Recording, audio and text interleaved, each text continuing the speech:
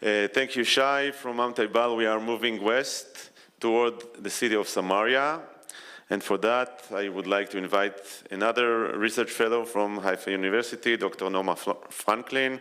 Norma has participated for almost 20 years in the excavation at Megiddo, before leaving to direct new excavations at El Jezreel. While digging at Megiddo, under the supervision of Israel Finkelstein, she also excavated the archives of the old Samaria excavations. The comparison between the two sites became her PhD topic, and since then she published many studies on the issue, and today she will present the reconstruction of the city of Samaria during the Iron Age based on these studies. Norma, please.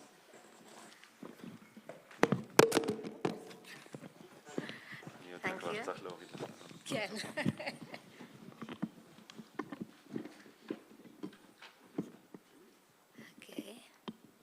Find the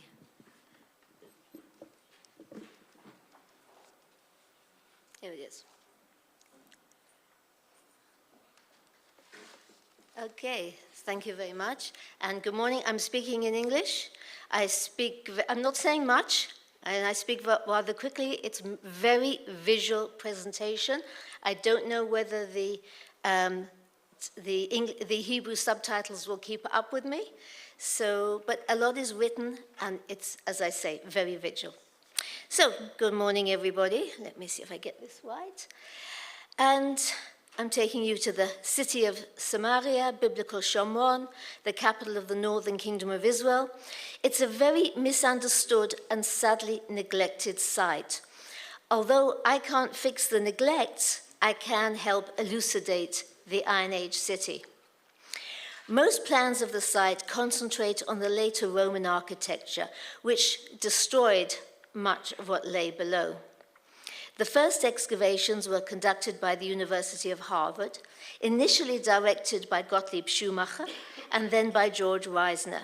The architect was Clarence Fisher, and we owe him a lot of thanks. Anyway, I'll go back to Clarence. Harvard's excavations concentrated on the western end of the Acropolis, and Clarence Fisher's detailed plans and section drawings are incredibly accurate and invaluable to untangle the Iron Age layers. In addition to the two-volume final excavation report, there are excavation diaries and notebooks. All are available online now, and the excavation reports. I highly recommend them. Now, Ottoman law dictated that all excavation areas had to be backfilled. Therefore, excavation was conducted strip by strip. The soil from one strip deposited in the previously excavated strip. And only one strip was allowed by the Ottoman authorities to be left open. That's the area of the Roman temple, and the excavation debris from that strip was deposited immediately east of the temple to form an artificial hill, which you can see today and gives a false idea of the topography of the site. The second excavation team was the Joint, a consortium of 5 institutions directed by John Crowfoot of the British School of Archaeology in Jerusalem and Eliezer Sukenik of the Hebrew University. The young Nachum Avigad was one of the architects, and student Kathleen Kenyon had her first introduction to Levantine archaeology. The Joint also had to backfill their excavation areas. This is Area Q, a wide trench on the north side of the Acropolis and east of the artificial hill. Unfortunately, they did not connect to any of the Iron Age architecture excavated by Harvard. Following the excavation of Area Q, and apart from the later classical period architecture, the Joint concentrated on 4 north-south sections that cut across the Acropolis. These 4 sections were overseen by Kenyon. They zigzagged across the summit, avoiding trees. Trees were expensive. And continuous backfilling meant that none of them was seen in their entirety. The Joint's reports do not add much to our knowledge of the Iron Age city. The only surviving notebooks are Kenyon's regarding the sections, and they have been republished by Ron Tappy. However, Albright had already noted that Kenyon's findings from Samaria had serious limitations, and Tapi acknowledged that much of Kenyon's archaeological work had to be accepted on faith, as she excluded any stratigraphic facts that could have tested her analysis. The terminology for the different Iron Age periods is also problematic. The Harvard expedition divided the Iron Age into 3 periods: the Palace of Omri, the Palace of Ahab, and the Palace of Jeroboam II. The joint expedition divided the Iron Age into 6 periods. Period 1 and 2 equals the Omride dynasty, period 3, Yehu, and periods 4, 5, and 6 related to the periods up until the fall of Samaria in 722 BCE. This terminology was later defined as pottery periods and building periods. However, I will be dealing with the architecture, not the pottery. And I have to remind you that in the 1930s, the pottery did not date the architecture dated the pottery. And this is an important difference from what happened then and what happens now. Lawrence Steger first noticed that the installations cut into the bedrock date to the Iron One, not the early Bronze Age as thought by Kenyon. Steger identified this phase as Shemer's estate, as mentioned in 1 Kings 16:24, and he named it Building Period 0. Now, to quote Harvard, the identification of the Israelite buildings once the rock was reached was a comparatively easy matter. The surface of the rock, especially the rock surfaces sealed below the Omride period architecture, has numerous rock-cut installations carved into it. And this plan that you see on the screen shows the rock cuttings, the silos, as well as the later quarrying. And because the period 1 builders carved the bedrock when they built the Omride palace. They quarried the bedrock, used the stones to build the palace. And I'll show you a simplified version of Fisher's section, which you'll see here, his north-south section, and also his east-west section,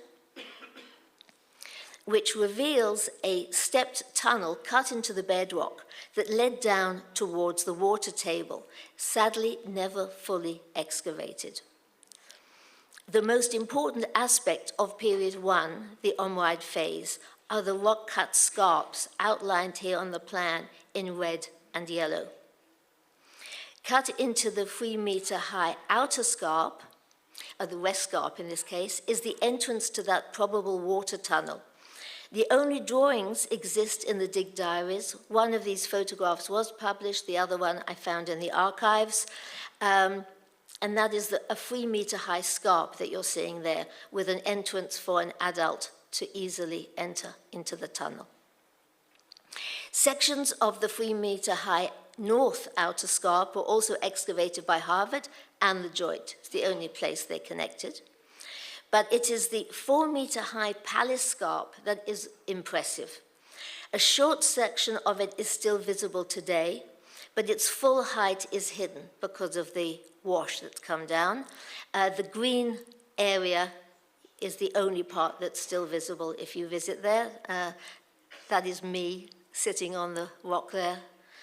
I'm very happy having found it.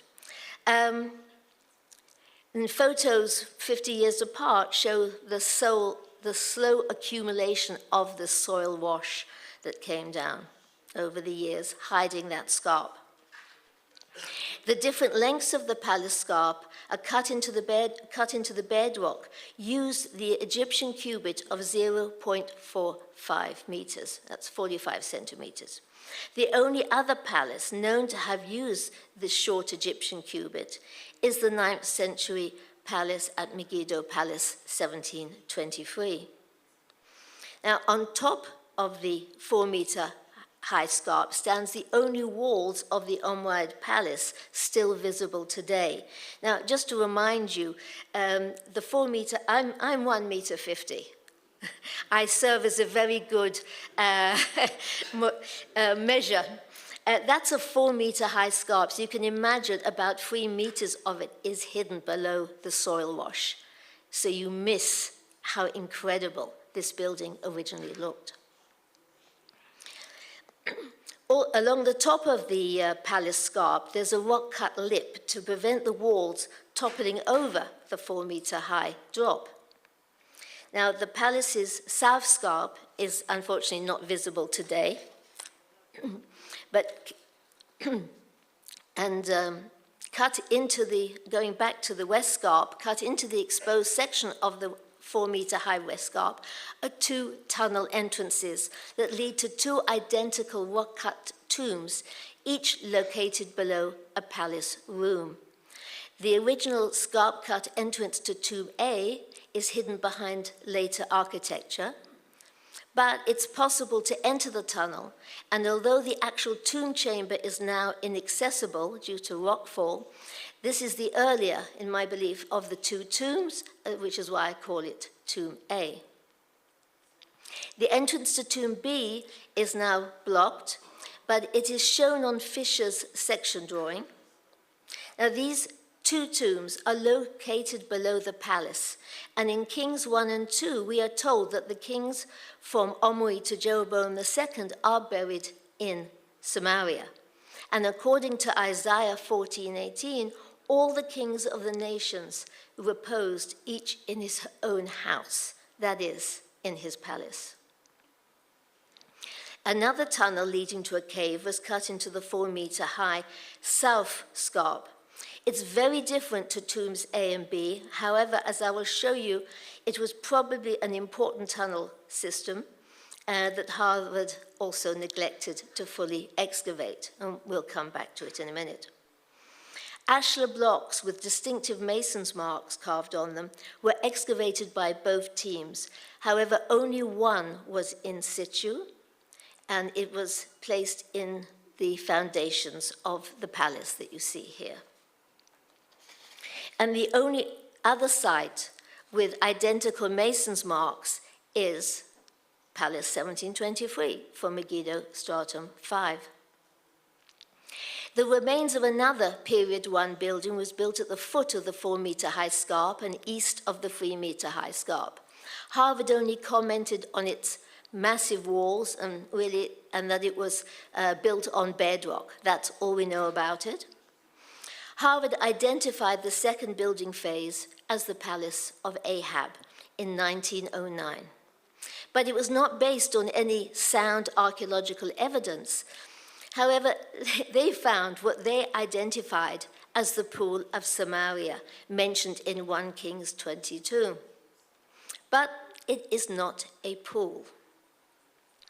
Its shallow depth, sloping bottom, together with its elevation and location, shows it's an agricultural installation cut into the bedrock in period 0, a typical grape treading surface that was still in use after the Omride Palace was built. And in period 2, the palace is buried below 4 meters of fill. Therefore, Harvard could not have used it, or should not have used it, to connect Ahab with period 2. And furthermore, it's definitely not the Pool of Samaria mentioned in Kings 22. Now, the period 2 casemates were built to enlarge the size of the Acropolis and securely hold a 4 to 5 meter deep fill. The problem is that both Harvard and the Joint maintained that Ahab had built period 2 at Samaria. And I will show you in the next few slides that this change from period 1 to period 2 was so drastic that it makes no sense to attribute period 1 to a very short 7, maximum 10-year period. The Omride Palace was still in use in period 2, but it no longer towered above the other buildings on the Acropolis. The 4-meter high scarp was buried and forgotten. And interestingly, the unit of measurement used on the casemates was now the Assyrian cubit of 0.495 meters, 400. Now, the Assyrian cubit, was also used at Megiddo, stratum 4, on the stable courtyards, the city wall, and the city gate. Also, red datum lines created by snapping a cord coated with hematite against the walls was preserved on the walls buried below ground at Samaria and at Megiddo, namely building 338 and the city gate, while another more common building technique was the appearance of ashlars with drafted margins. All of these techniques appear in the 8th century BCE. Buried by the fill were the entrances to the two tombs, and in order to allow continued access, which was a requisite, to the tombs, 3 subterranean rooms were built against the palace scarp. This is how the area looks today. Now, the 4-meter-high south scarp and entrance to the tunnel and cave there were also buried by the fill that supported the southern casemates, but access was maintained by the construction of a long corbelled passage. And this must signify that the rock-cut tunnel and cave were important features. Did it lead to a tomb complex? We have to find there's more tombs have to be there, I believe. To summarize, period 1 is 9th century BCE and can be correlated with Megiddo stratum 5. Period 2 can be correlated with Megiddo stratum 4 in the 8th century and the reign of Jeroboam. But what was built later than Jeroboam? Well, there's a new building was built west of the palace, the so-called Ostraca house. And why so called? Because the Ostraca were found scattered in the makeup of the floor. That is, they predate the building. They have been dated to around the 8th century BCE, so the building is later than the Ostraca, and I think we can safely attribute it to period 3. And similarly, the so-called ivory house. So-called, it had nothing to do with the ivories. The preliminary reports make it apparent that Crowfoot, the director of the joint, named these building remains the Ivory House as a public relations ploy to help with funding. And I think all of us archaeologists know how that's done. Anyway, the ivories, or rather fragments of ivories, many, if not all, date to the 9th century BCE, were found in nearly every excavated area. Furthermore, the ivories found in the area of the so-called Ivory House were burnt and mixed with Hellenistic period debris. They were not in situ. Now to another one of Crowfoot's fanciful ideas. East of the Acropolis, and at approximately a 20-meter lower elevation, in an area that in the Iron Age was a narrow ridge that ran eastwards, but in the Roman period, the area was remodeled to form a large level platform in order to build the Roman Forum and Basilica. Because this was an unusually flat area, the villagers of Sebastia established their threshing floors there. Crowfoot, on seeing the threshing floors, remembered the verse in 1 Kings 22, stating that the kings of Israel and Judah sat by the threshing floor, which was by the gate of Samaria. Therefore, on finding some Iron Age architecture preserved on the bedrock ridge just south of the basilica, he declared he'd found the gate of Samaria. But these walls make no sense as a gate, although possibly they may have been part of a roadway that led up to the Acropolis.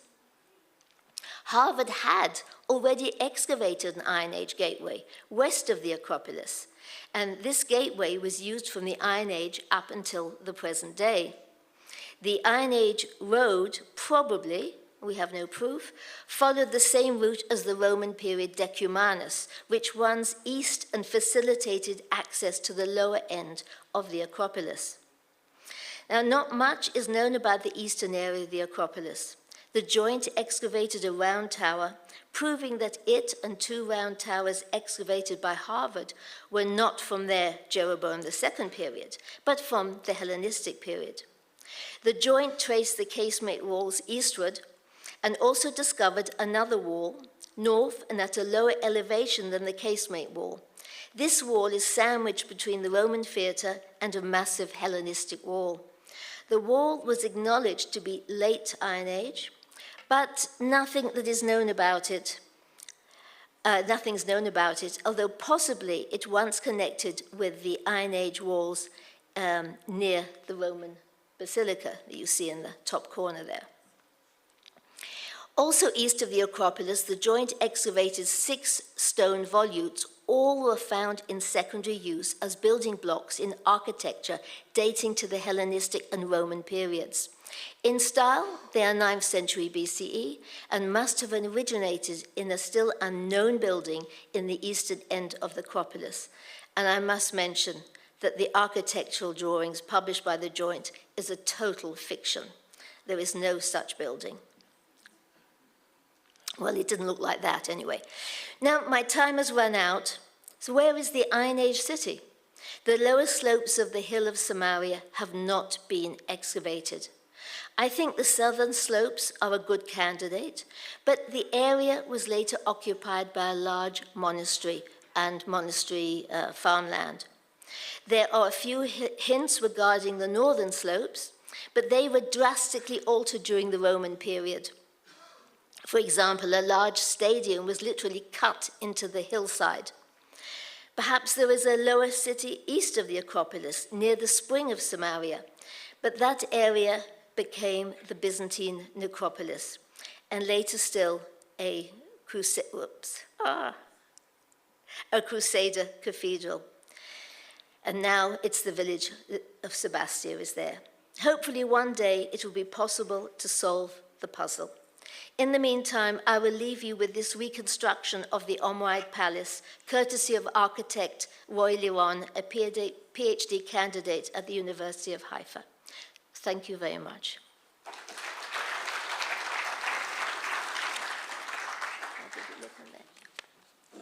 Thank you very much. We have some time for questions in English or Hebrew. Yeah, either. Either. Comments? Yes, Barnea. Please. Are there any parallels to what you're suggesting of tombs A and B? Are there any physical parallels as tombs as such elsewhere? Oh, yes, there were parallels, but not in our part of the world. The parallels in the 9th century BCE in Assyria. The kings and also the queens of Assyria were built below the palace. And literally below a room of the palace, which is important, so you don't have a wall pressing on that open space below. So we do have parallels. And I always used to tell the late Elat Mazar, when she finds King David's tomb below the palace, I'll believe it's the palace of King David.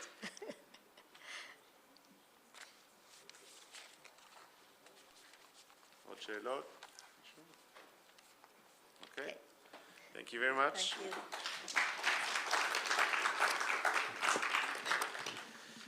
you. Okay, thank you, Norma.